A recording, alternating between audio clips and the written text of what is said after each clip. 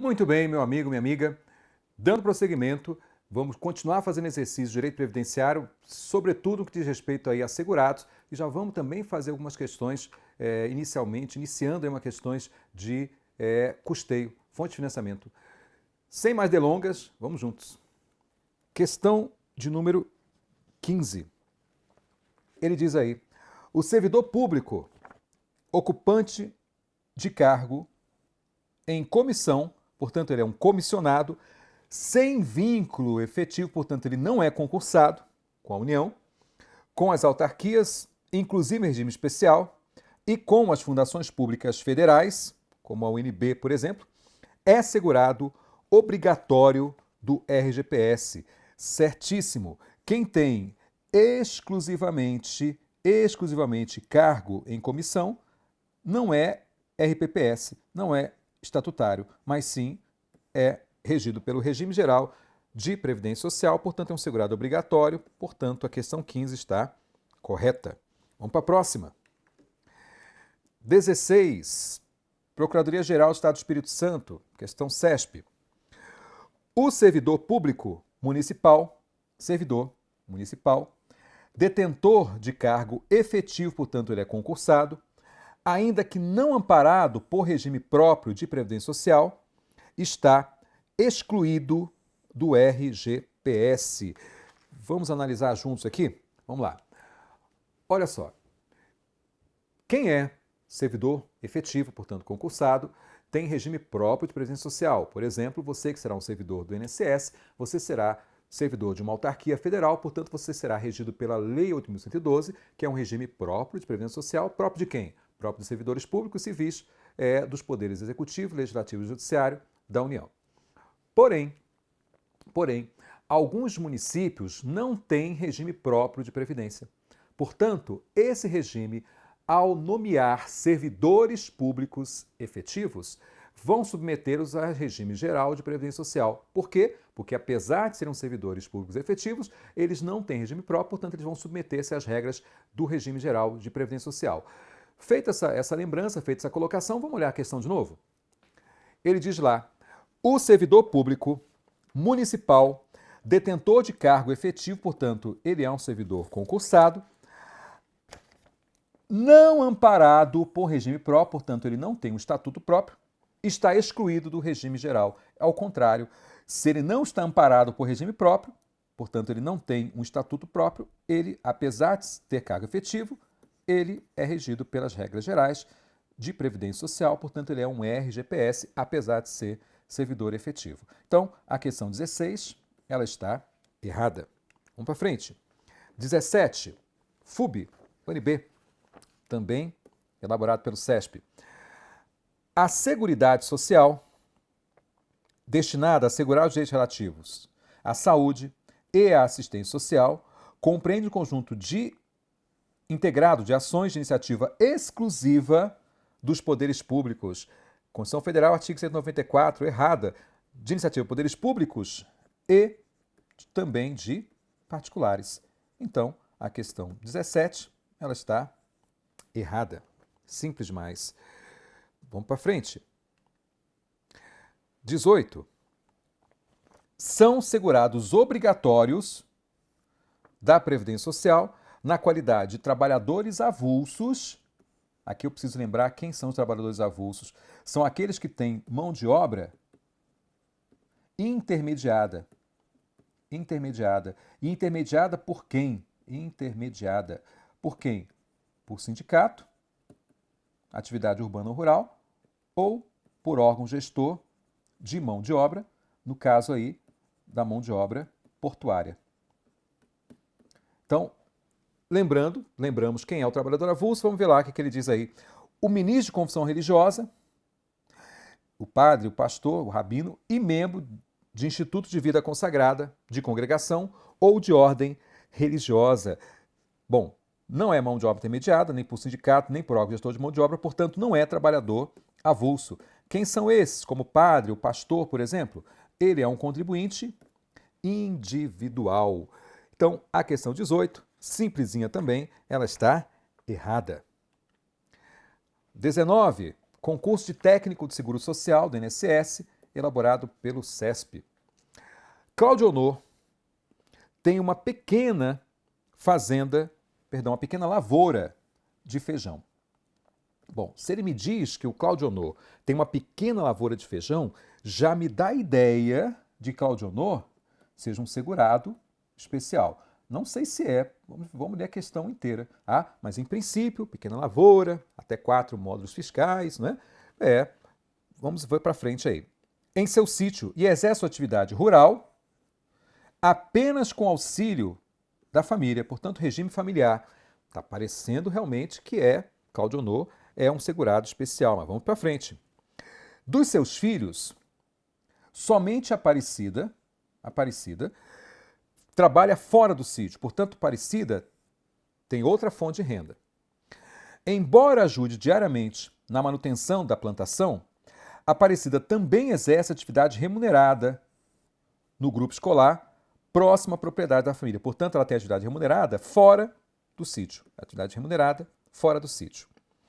Nessa situação, Cláudio Honor e toda a sua família são segurados especiais da Previdência Social. Tá na cara, né? Errado. Por quê? Porque a Aparecida, ela tem atividade remunerada fora do grupo familiar, fora do sítio. Portanto, a família, sim, é de segurados especiais. Aparecida não. Aparecida, ela é segurada empregado. A Aparecida é segurado empregado. Então, a questão está errada. Simples demais, né, pessoal? Vamos para frente. 20. Auditor fiscal da Receita Federal. Tendo em vista a classificação de segurados obrigatórios na legislação previdenciária vigente, assinar a alternativa incorreta, ele quer errada. Letra A. Como empregado, vínculo, subordinação, remuneração, a pessoa física residente no imóvel rural ou em aglomerado urbano ou rural próximo a ele, lembrando que ele quer incorreta, próximo a ele, que individualmente ou em regime de economia familiar, ainda que com auxílio eventual de terceiros, a título de mútua colaboração. Esse filho de Deus, nós falamos agora, é o segurado empregado? 3 segundos para você pensar. Claro que não, né? Essa é a característica do segurado especial. Segurado especial. Aquele que pode ter auxílio eventual de terceiros, pode, até 120 dias ano. Até 120 dias, pessoa, ano. Dias, pessoa, ano. Aqui tem características de segurado especial e não de segurado empregado. Então, essa eu marco porque ele quer errada. Letra B. Como trabalhador avulso, que empresta a diversas empresas sem vínculo empregatício, serviços de natureza urbana ou rural, definidos no regulamento. Certo, que tanto pode ser intermediado por um sindicato, quanto pode ser intermediado, aqui atividade urbana ou rural, por um órgão gestor de mão de obra, se for atividade portuária. Então, essa é correta. Letra C. Como contribuinte individual, o síndico ou administrador eleito para exercer atividade de direção condominial, desde que recebam remuneração. Certíssimo. Se receber remuneração, o síndico ele é contribuinte individual. Se o síndico não recebe remuneração, ele passa a ser um contribuinte facultativo. Então, essa está correta, eu não marco. Como empregado,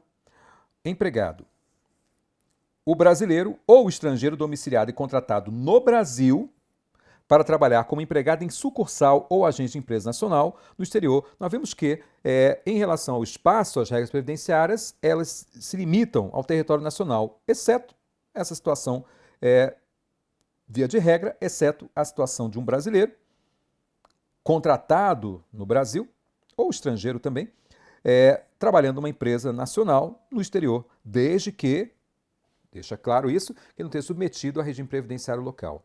Então, essa está certinha, não vou marcá-la. E a letra E, como contribuinte individual, o sócio solidário, o sócio de indústria, o sócio gerente. Falou em empresário, falou em sócio, falou em contribuinte individual. Falou em contribuinte individual. Então, essa também está correta, portanto, essa eu não marco, porque ele pediu a errada, e a errada é a letra A, não é empregado, mas sim segurado especial, o citado no item A. Questão 21. Também auditor fiscal da Receita Federal. A respeito dos segurados facultativos, como a dona de casa, por exemplo, da Previdência Social, é correto afirmar que, letra A, ele quer a correta. A pessoa pode ser segurado facultativo independente de sua idade. Bom, de cara eu já sei que está errado. Por quê? Porque a idade mínima do facultativo é de 16 anos. A idade mínima do facultativo é 16 anos. Então está errado. Letra B. O síndico de condomínio remunerado, se é remunerado, é contribuinte individual. Pela isenção da taxa de condomínio, pode ser segurado facultativo. Pode não. Ele só vai ser facultativo se ele não for remunerado. Se ele é remunerado, o síndico, mesmo que com isenção de condomínio, seja a sua remuneração, ele será um contribuinte individual. Letra C. Aquele que deixou de ser segurado obrigatório da Previdência Social não pode ser segurado facultativo. Errado, errado. Imagine que eu seja demitido da empresa, portanto, eu deixei de ser segurado obrigatório. Posso, depois de um tempo, começar a contribuir como facultativo? Ou no mesmo momento? Posso, não tem problema. Nada me impede, tá? Nada me impede. Eu só não posso ser segurado obrigatório, mas segurado facultativo. Eu não posso ser RGPS ou RPPS, mais facultativo. Agora, desempregado e facultativo, isso claro que pode, tá? Então a letra C está errada. Letra D. Não pode ser segurado facultativo aquele que estiver exercendo atividade remunerada que o enquadre como segurado obrigatório na Previdência Social. Isso está certíssimo. Acabamos de falar. Eu não posso ser segurado obrigatório e facultativo. Não posso ser RGPS nem RPPS, mas facultativo. Então a letra D está correta. Não pode ser segurado facultativo aquele que estiver exercendo atividade remunerada, porque quem estiver em atividade remunerada é segurado obrigatório, que o enquadre como segurado obrigatório da Previdência Social, certíssimo. E a letra E, ele diz que o estudante maior de 14 anos, ele fala a respeito de segurados facultativos, pode ser o estudante maior de 14 anos. Errado. Até pela emenda constitucional 20, nós sabemos que a idade mínima para o facultativo é de 16 anos. 22. Auditor fiscal do trabalho. Com relação aos segurados facultativos, à luz da legislação previdenciária vigente, assinar a opção correta. Letra A. Pode ser menor de 14 anos? Não, não. Tem que ser idade mínima de 16 anos. Letra C. Letra B. Facultativo pode ser empregado? Segurado empregado? Claro que não. Claro que não. Eu posso ser um desempregado facultativo. Um empregado facultativo, não. Um obrigatório facultativo, não. Letra C.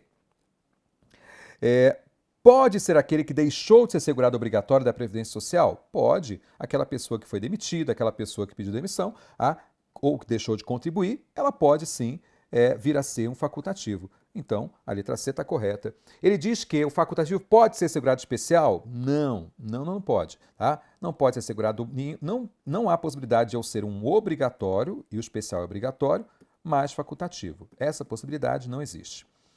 Letra E, 22. Pode ser segurado contribuinte individual? Não pode. O contribuinte individual é obrigatório. Eu não posso ser obrigatório e facultativo ao mesmo tempo. Então, 22, letra C. 23. Auditor fiscal do trabalho. Considerando a teoria geral dos benefícios e serviços da Previdência Social, julgue os itens abaixo relativos aos beneficiários da Previdência Social. Lembrando que é 8.212, 8.212 e 8.213. É PC, PB. Plano de custeio, plano de benefício. Então, nós estamos falando aqui nos planos de benefício. 1. Só são beneficiários da Previdência Social os segurados que contribuem para o caixa previdenciário. O que você acha? Certo ou errado? Claro que errado, tá? Por quê? Porque dependentes também são beneficiários. Dependentes também são beneficiários, e não somente os segurados que contribuem, mas seus dependentes também. 2. Dona de casa não pode ser beneficiária da Previdência Social. Errado, pode sim, na condição de facultativa. Na condição de facultativa. Terceira questão. Pessoa jurídica pode ser beneficiária do sistema de previdência social. Nós já citamos isso aqui, né? Claro que não. Tá? Só pessoas físicas é que podem ser beneficiárias da Previdência Social, tá? Porque senão eu vou pedir a aposentadoria da minha empresa. Então tá errado. Vamos colocar aqui ao lado. A primeira está errada, a segunda está errada, a terceira está errada. Vamos ver a quarta. Pessoa jurídica pode ser... essa nós já fizemos também, né? Essa também está errada. É porque eu coloquei aqui... Eu coloquei o para errado, né? A primeira, a segunda e a terceira estão erradas. Vamos ver a quarta. Só os dependentes que contribuem podem ser beneficiários da Previdência Social. Certo ou errado? Errado. Aqueles, além dos segurados, também os dependentes podem ser beneficiários. O segurado contribui, o dependente usufrui. Tá? Então, essa também está errada, que ele diz que só os dependentes que contribuem podem ser beneficiários. Errado. O dependente usufrui do que o segurado contribui. Então, as 4 estão erradas. Então, só pode ser a letra D.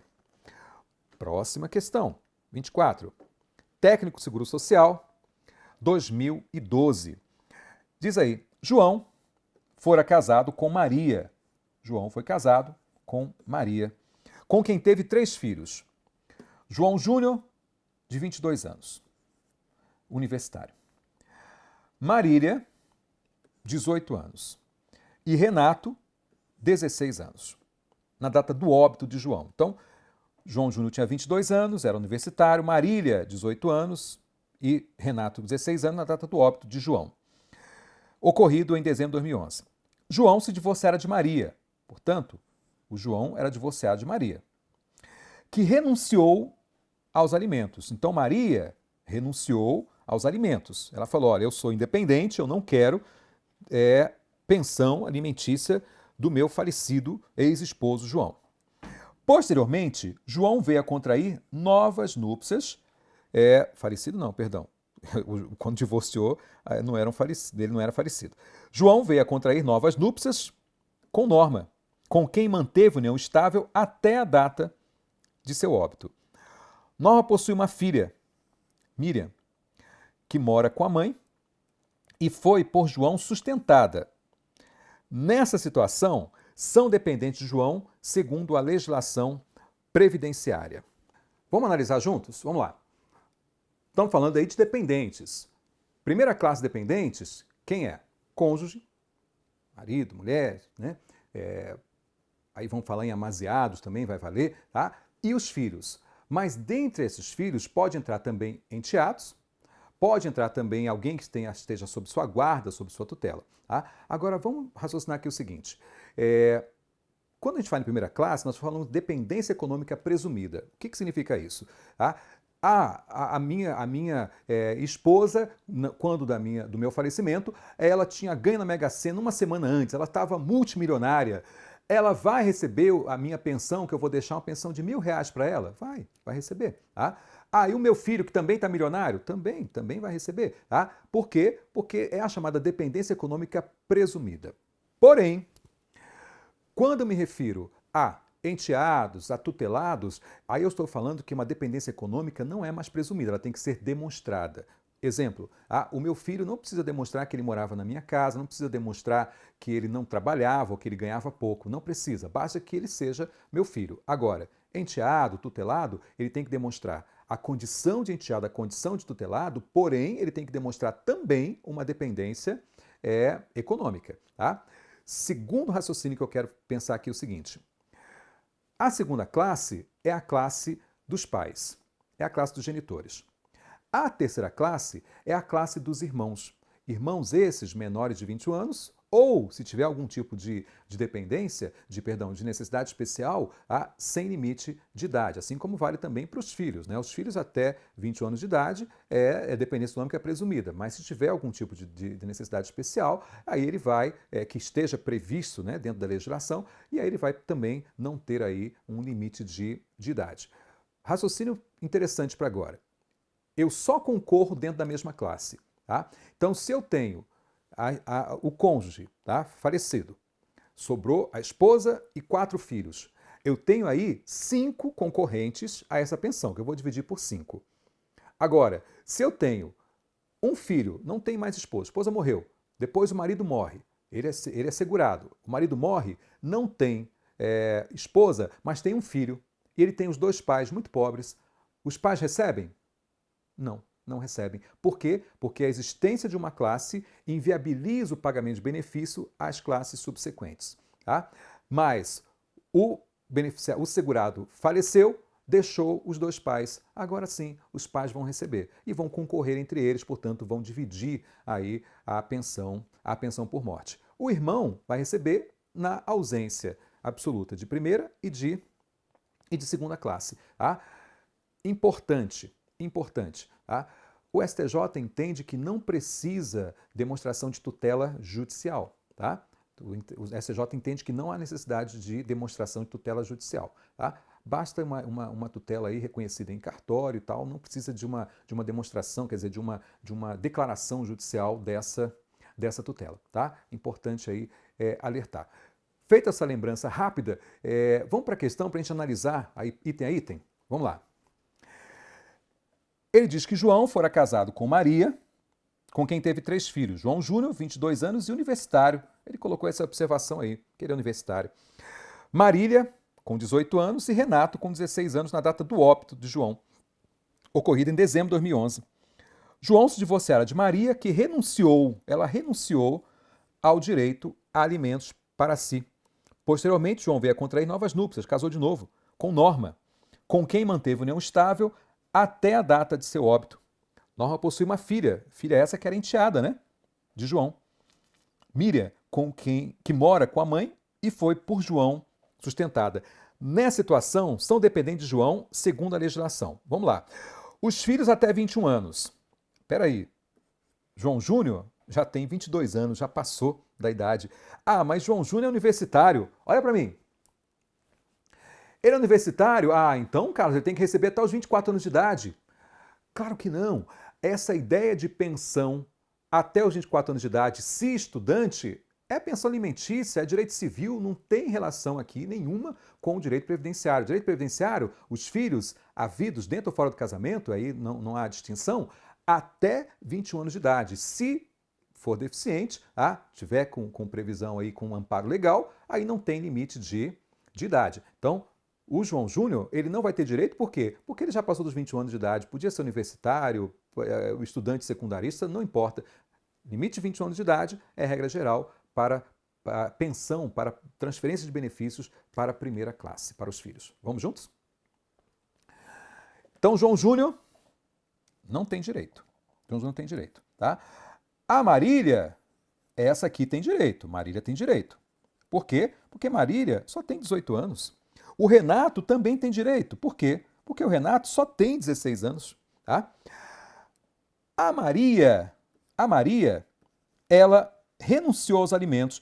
Quando você renuncia à pensão alimentícia, no momento do divórcio, o que você quis dizer? Que eu agora não sou mais dependente dele. Tá? Eu não dependo dele, portanto, por isso mesmo eu renunciei aos alimentos. Quem renuncia aos alimentos deixa de ter direito aí a transferência de benefícios. A gente sabe que, posteriormente, se ela demonstrar que a capacidade financeira dela teve um decréscimo, ela pode solicitar. A gente sabe que isso é permitido. Porém, automaticamente, à medida em que ela renuncia aos alimentos, ela também renuncia a, exemplo, pensão por morte. Então, Maria não tem direito não, tá? Não tem direito não. A Norma é quem vivia com união de matrimônio com o João. A Norma faz jus? A Norma faz jus. Tá? Por quê? Porque ela estava casada com o João no momento do óbito. E a Norma tinha uma filha. a Miriam. Tá? A Miriam. A Miriam era enteada. Enteado é dependência econômica presumida? Não, tem que demonstrar essa dependência. E que aqui está demonstrado. Por quê? Porque a Miriam era sustentada por João. Então a Miriam tinha direito. E o João Júnior? O João Júnior, a gente sabe que ele não tem direito, por quê? Porque apesar de universitário, não influencia em nada, porque isso aqui não é pensão alimentícia, é pensão por morte, ele já passou dos 21 anos. Então, quem vai ter direito? Marília, Renato, Norma e Miriam. E quem não vai ter direito? Maria, porque renunciou aos alimentos, e João Júnior, porque é maior de 21 anos. Então, vamos lá. Na letra A, ele diz que João Júnior faz jus. Faz não. Marília faz, Renato faz. Na letra B, João Júnior? Não. Já tem 22 anos. Maria? Também não, porque ela renunciou aos alimentos.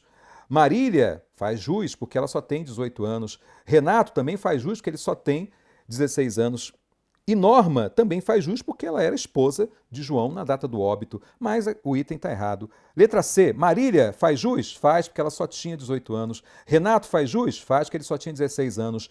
Miriam faz jus? Sim, por quê? Porque a Miriam era esposa do João quando ele faleceu. Norma também, a Miriam é a enteada que era sustentada por João. Norma também faz jus? Faz, porque a Norma era esposa do João quando ele veio a falecer. Então, esse é o marco. Todos esses aqui são, sim, segurados, dependentes de João. Maria, não, porque ela renunciou aos alimentos. João Júnior, não, porque já tem mais de 21 anos de idade. Marília, sim, porque só tem 18 anos. Renato, sim, porque só tem 16 anos. E Norma também, porque ela era esposa de João. João Júnior não faz jus, já passou de 21. Marília recebe, 18 anos. Renato recebe, porque tem 16 anos. Maria não recebe, desculpa, porque ela renunciou aos alimentos. Norma era esposa, recebe, e Miriam era enteada sustentada, portanto, demonstrou dependência econômica, enteada, ela vai receber. É a letra C, a resposta da número 24. Linda questão, né? Linda questão. E deu para a gente passear bastante aí nesse tema. 25. Técnico do social, questão do CESP. Paulo é de forma comprovada, dependente economicamente de seu filho, Juliano, que em viagem a trabalho sofreu um acidente e veio a falecer. Me ajuda aqui. Segunda e terceira classe, só a primeira classe fica mais fácil assim, só a primeira classe que é composta por dependente econômico presumido, exceto os enteado, tutelado, que tem que demonstrar aí a dependência econômica, tá? O próprio ato de tutela já é uma demonstração de dependência econômica. Então, trazendo isso de volta à mente, vamos voltar para a questão. Paulo é de forma comprovada dependente economicamente de seu filho, Juliano, que, em viagem a trabalho, sofreu um acidente e veio a falecer. Juliano, à época do acidente, era casado com Raquel. Raquel, esposa de Juliano. Nessa situação, Paulo e Raquel poderão requerer o benefício de pensão por morte, que deverá ser rateado entre ambos. Já falamos isso, tá? Só dependentes na mesma classe concorrem. Só dependentes da mesma classe concorrem, tá? E a preferência, qual que é? É a primeira classe, logicamente. A preferência é a primeira classe. E eu falei para vocês que a presença da primeira classe inviabiliza o pagamento do benefício à segunda. A presença da segunda classe inviabiliza o pagamento à terceira classe. E como Raquel era a primeira classe, porque é esposa, tá? Aí no caso é a viúva. E Paulo é segunda classe, por quê? Porque ele está na classe dos genitores, a presença da primeira classe e inviabiliza o pagamento do benefício à segunda classe. Ele diz que Paulo e Raquel poderão requerer? Não, só Raquel, porque a presença da primeira classe inviabilizou o pagamento da segunda, portanto, a questão 25 ela está errada. Muito bem, finalizamos aí mais um bloco de exercícios, já tem exercício pra caramba, né? Já tem questão pra caramba, já passeamos bastante com a matéria, mas ainda tem muito mais exercício, ainda tem muito mais teoria pra gente ver, tá? Então dá uma paradinha agora, dá uma respirada, revisa alguma coisa e volta que eu vou estar aqui te esperando com mais exercício, com mais teoria, tá? Um abraço.